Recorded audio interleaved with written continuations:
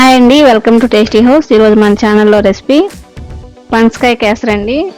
కొంచెం కొత్తగా ట్రై చేశాను. టేస్ట్ అయితే చాలా బాగా వచ్చింది. మరి అలాంటి టేస్టీగా ఉండే ఈజీ రెసిపీని ఎలా తయారు చేసుకోవాలో చూపిస్తానండి. అన్నీ మనకు అందుబాటులో ఉండే ఇంగ్రీడియంట్స్తోనే చాలా తక్కువ టైంలోనే ప్రిపేర్ చేసుకోవచ్చండి. ఒక హాఫ్ అన్ అవర్ కూడా పట్టదనమాట ప్రిపేర్ చేసుకోవడానికి. అంత ఈజీగా ఉంటుంది. ఎవరైనా గెస్ట్లు వచ్చినప్పుడు కూడా స్పెషల్గా చేసి పెట్టవచ్చు. మరి ఇంకా వీడియోలోకి వెళ్ళిపోతాం, ఎలా తయారు చేసుకోవాలో చూపించేస్తాను. ఇక్కడ నేను పనసతోనలు తీసుకున్నానండి, ఒక 6 వరకు. ఇవన్నీ గింజలు చేసుకొని వేరే ప్లేట్లో పెట్టుకొని ఇవి మిక్సీ పట్టుకోవాలండి. గింజలన్నీ తీసేసిన తర్వాత ఇలా మిక్సీ జార్లోకి వేసుకుని కొద్దిగా వాటర్ యాడ్ చేసుకుని ఇలా మెత్తగా గ్రైండ్ చేసుకోవాలి.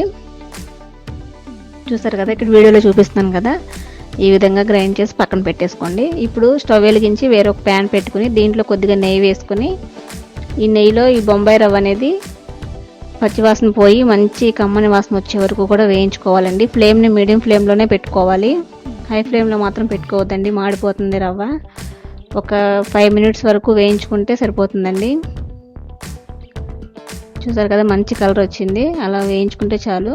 ఇప్పుడు ఆ వేయించుకున్న రవ్వను పక్కన పెట్టేసుకొని ఇప్పుడు స్టవ్ వెలిగించి వేరొక ప్యాన్ పెట్టుకుని దీంట్లోనే ముందుగా మనం మిక్సీ వేసి పెట్టుకున్నాం కదా ఈ పనసపండు, ఈ పేస్ట్ అంతా దీంట్లో వేసుకోవాలండి. ఇక్కడ ఫ్లేమ్ని మీడియం ఫ్లేమ్లో పెట్టుకుని ఇలా కలుపుకుంటూ అడ్జస్ట్ చేసుకోవాలి. దీంట్లోనే ఇంకా కొన్ని నేను పనసకాయ ముక్కల్ని కట్ చేసి వేసుకున్నానండి.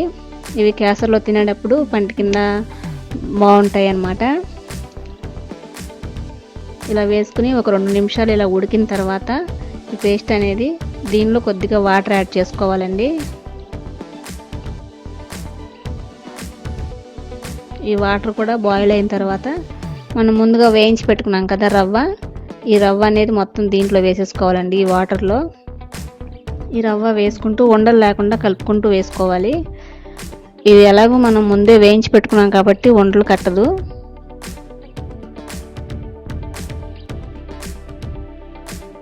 ఇలా మీకు థిక్గా అనిపిస్తే ఇంకా వాటర్ సరిపోలేదు అనుకుంటే కనుక మీరు కొంచెం వాటర్ అడ్జస్ట్ చేసుకుంటూ అయినా కలుపుకోవచ్చు. ఇప్పుడు చూసారు కదా, ఇలా ఉడికిన తర్వాత రవ్వ కూడా దీనిలో ఒక 1/2 కప్ వరకు షుగర్ యాడ్ చేసుకోవాలండి. మీకు ఇంకా స్వీట్నెస్ ఎక్కువ కావాలనుకుంటే కదా ఇంకా కొంచెం ఎక్కువ యాడ్ చేసుకోవచ్చు.